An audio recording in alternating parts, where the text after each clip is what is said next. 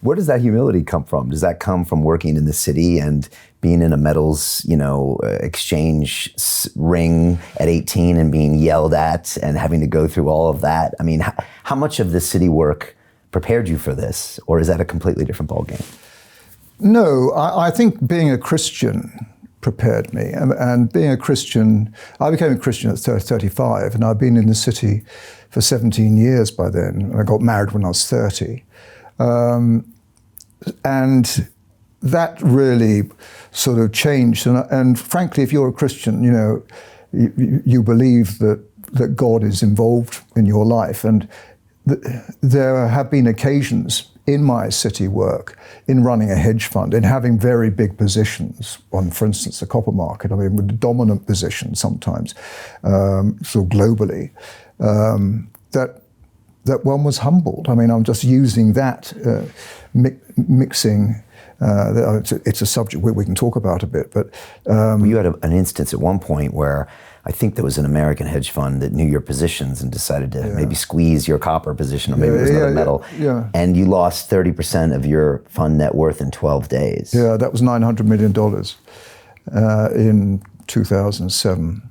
In 12 days. Yeah, and I was sleeping 1 hour a night, and I was a Christian, and I was sort of thinking, what's going on here? I'm a Christian, I'm doing Bible studies, I'm going to church, I'm praying, and then somebody said to me, he was a minister, he said, Michael, God is sovereign. He is sovereign, and he's your father. And I was sort of thinking about it, I thought, okay. So he is God Almighty, omnipotent and omniscient, but he is my father, and he gives me good things. So there's something going on here which I don't understand, and I just should relax and just behave in the way that I think his word guides me to behave, which actually requires humility. You've got to close out positions. You've got to talk to investors about losses.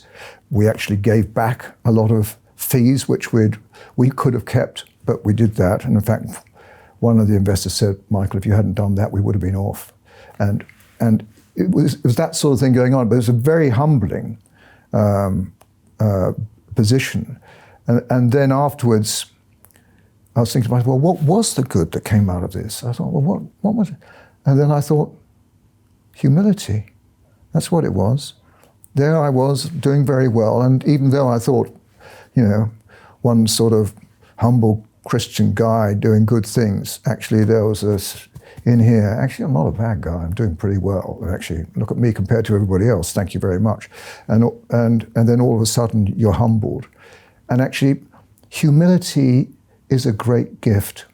It's a great gift and very difficult to receive, because we all have that inherent pride within us. All of us do. We all want to be somebody, and to actually be given the gift of humility, or to go along that path of growing in humility, is a very gracious gift of God, I think.